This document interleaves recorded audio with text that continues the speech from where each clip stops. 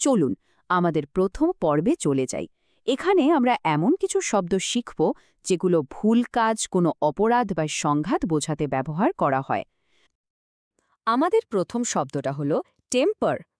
ধরুন কোনো একটা গুরুত্বপূর্ণ ডকুমেন্টে কেউ গোপনে আর অসৎভাবে কিছু একটা পরিবর্তন করে দিল। এই যে লুকিয়ে কোনো কিছুতে হস্তক্ষেপ করে সেটার ক্ষতি করা, এই কাজটাকেই বলে টেম্পার করা। যেমন কোনো হ্যাকার যদি কোম্পানির ফাইন্যান্সিয়াল রেকর্ডে গণ্ডগোল করার চেষ্টা করে, সেটাও হবে টেম্পার করা। আর যে ব্যক্তি এই ধরনের একটা খারাপ বা অপরাধমূলক কাজ করে তাকেই বলা হয় ম্যালেফ্যাক্টর। দেখুন শব্দটার শুরুতে আছে ম্যালে, যার মানেই হলো খারাপ। সো ম্যালেফ্যাক্টর মানে হলো এমন একজন ব্যক্তি যে কোনো খারাপ কাজ বা অপরাধ করে, মানে এক কথায় অপরাধী। এবার দুটো খুব কাছাকাছি শব্দ দেখি, কিন্তু এদের মধ্যে একটা বড় পার্থক্য আছে। প্রথমটা হলো পেকারডিলো। এটা হলো খুব ছোটখাটো একটা ভুল। যেমন ধরুন লুকিয়ে একটা চকলেট খেয়ে ফেলা।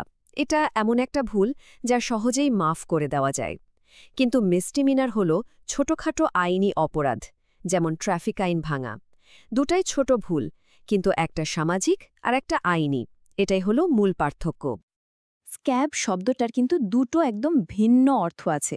প্রথমটা আমাদের সবারই জানা, শরীরে কোথাও কেটে গেলে শুকানোর পর যে একটা শুকনো আবরণ পড়ে, সেটাই স্ক্যাব। কিন্তু এর আরেকটা অর্থ আছে যেটা বেশ নেগেটিভ। ধরুন কোনো কারখানা শ্রমিকরা ধর্মঘট করছে, কিন্তু একজন সেই ধর্মঘট না নেনে কাজ করতে চলে গেল। তখন তাকে অপমান করে স্ক্যাব বলা হয়, কারণ সে বাকিদের সাথে বিশ্বাসঘাতকতা করছে। দুটো মানেই কিন্তু মনে রাখতে হবে। আচ্ছা, এবার একটা ছোট্ট সিনারিও ভাবি। ধরুন একজন ম্যানেজার সবার সামনে একজন কর্মীকে খুব অপমান করলেন। এই অপমানজনক আচরণটা হলো ইনডিগনিটি। এর জবাবে সেই কর্মী ম্যানেজারের বিরুদ্ধে প্রতিশোধ নিলেন। এই প্রতিশোধ নেওয়াটা হলো রিটালিয়েশন। আর এই পুরো ঝামেলার কারণটা কি ছিল? কারণ ম্যানেজার সবসময় তার পছন্দের একজন কর্মীকে অন্যায়ভাবে সুযোগ সুবিধা দিতেন, যেটা হলো ফেভারিটিজম। দেখুন কিভাবে একটা ঘটনার সাথে তিনটা শব্দ জড়িয়ে আছে। তাহলে প্রথম পর্ব শেষ। এবার চলুন দ্বিতীয় পর্বে যাই। এখানে আমরা মানুষের চরিত্র বা আচরণ বর্ণনা করার জন্য কিছু দারুণ শব্দ শিখব। কেউ খুব দক্ষ, কেউ হয়তো অদক্ষ, আবার কেউ হয়তো একটু একগুঁয়ে।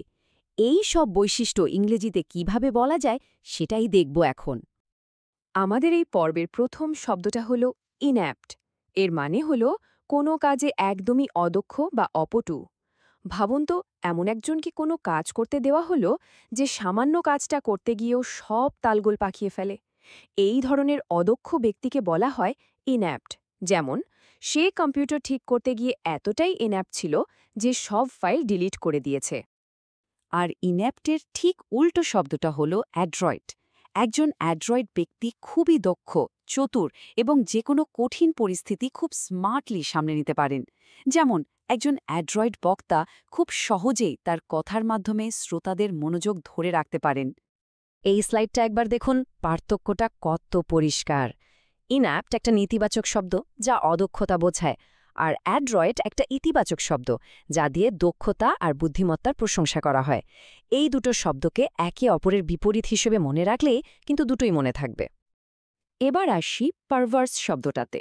এর মানে হল জেনে শুনে ইচ্ছে করে কোনো ভুল বা অযৌক্তিক আচরণ করা। ধরুন সবাই জানে যে একটা কাজ করা ঠিক হবে না, কিন্তু একজন শুধু জেদ করে সবার কথার বিরুদ্ধে যাওয়ার জন্য সেই কাজটাই করল। এই আচরণটাই হলো পারভার্স। এটা এক ধরনের জেদি বা একগুঁয়ে স্বভাব। ব্রেজেন মানে হল নির্লজ্জ রকমের সাহসী। যখন কেউ কোনো নিয়ম কানুনে তোয়াক্কা না করে খুব বেপরোয়াভাবে বা উদ্ধত্তভাবে কিছু করে, তখন তার আচরণকে ব্রেজেন বলা হয়। মানে তার মধ্যে কোনো লজ্জা বা ভয় কাজ করে না। যেমন সে শিক্ষকের মুখের ওপর একটা ব্রেজেন মিথ্যা বলার চেষ্টা করল। এই গ্রুপে আরও তিনটা ইন্টারেস্টিং শব্দ আছে। ইভেসিভ মানে হল সরাসরি উত্তর না দিয়ে প্রশ্ন এড়িয়ে যাওয়া। প্রিটেন্স মানে হল ভান করা বা ছলনা করা, মানে যা সত্যি নয় তা দেখানোর চেষ্টা করা। আর মনস্ট্রাস শব্দটার দুটো অর্থ হতে পারে। এক, ভয়ঙ্কর রকমের খারাপ, যেমন একটা মনস্ট্রাস অপরাধ। অথবা দুই, অমচম বড় আকারের কিছু, যেমন একটা মনস্ট্রাস বিল্ডিং। ওকে, দুটো পর্ব শেষ। এবার আমাদের তৃতীয় পর্ব। এখানে আমরা দেখব কোনো কাজ কিভাবে করা হয়। কেউ খুব সাবধানে করে, আবার কেউ খুব দ্রুত আর দক্ষতার সাথে করে। এই যে সতর্কতা আর দক্ষতার পার্থক্য, এটা বোঝানোর জন্য কিছু চমৎকার শব্দ আছে। চলুন সেগুলো শিখে নিই। প্রথমে আমরা এমন 3টা শব্দ দেখব যেগুলোর মূল অর্থই হল সতর্ক থাকা, তবে এদের ব্যবহারে একটু সূক্ষ্ম পার্থক্য আছে। আমরা এদেরকে একসাথে বলতে পারি সতর্ক ত্রয়ী বা দ্য কশাস ট্রিও। পরের স্লাইডে টেবিলে এই পার্থক্যটা খুব পরিষ্কার হয়ে যাবে। এই টেবিলটার দিকে একটু খেয়াল করুন। সার্কামস্পেক্ট হল কোনো কাজ করার আগে খুব সাবধানে সবকিছু চিন্তা করা। জিঞ্জারলি হল কাজটা করার সময় খুব সাবধানে আলতোভাবে করা, যেমন ভাঙা কাছের উপর দিয়ে জিঞ্জারলি হেঁটে যাওয়া। আর টেন্টেটিভ হল এমন একটা প্ল্যান যা এখনও চূড়ান্ত নয়, মানে অস্থায়ী বা অনিশ্চিত। যেমন আবহাওয়ার উপর নির্ভর করে শনিবারে পিকনিকের একটা টেন্টেটিভ প্ল্যান করা হয়েছে। তো এতক্ষণ তো আমরা খুব সাবধানে কাজ করার কথা বললাম। এর ঠিক উল্টো দিকে আছে নিম্বল। এর মানে হল দ্রুত, চটপটে এবং খুব সহজে যে কোনো পরিস্থিতির সাথে মানিয়ে নিতে পারে এমন।